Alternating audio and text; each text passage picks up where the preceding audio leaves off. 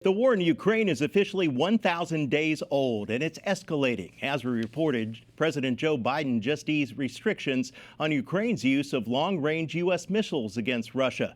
And now it appears Ukraine has already fired those missiles. For the very latest now, let's turn to White House Correspondent Owen Jensen. Owen. Eric, good evening to you. The reported use of the Army Tactical Missile System, or ATACMs, came as Russian President Vladimir Putin formally lowered Russia's threshold for using nuclear weapons. This video reportedly shows U.S.-supplied ATACMs missiles being launched from Ukraine. Moscow says Ukraine fired 6 longer-range missiles at Russia's Bryansk region, shooting most of them down. The U.S. State Department responded to the latest developments. I am not going to confirm that report. Ukraine, of course, is free to speak to what they have or have not done, but I'm not going to confirm at this point any U.S. policy change.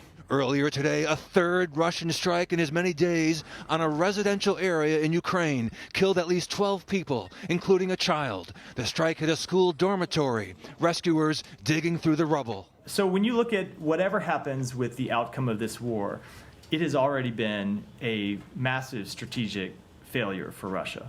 Hundreds of thousands of casualties. A turning point may be coming with U.S. President-elect Donald Trump. In 2 months, he moves into the White House. He has pledged to swiftly end the war. Speaking via video, Ukrainian President Volodymyr Zelensky addressed a European Union Parliament session today in Brussels, warning, Putin is focused on winning this war. He will not stop on his own. The more time he has, the worse the conditions become.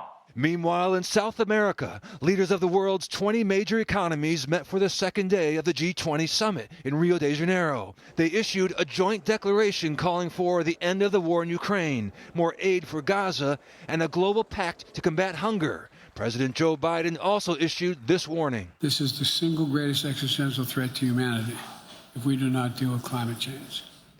Now, since Putin sent troops into Ukraine, he and other Russian voices have frequently threatened the West with Russia's nuclear arsenal to discourage it from ramping up support for Kyiv.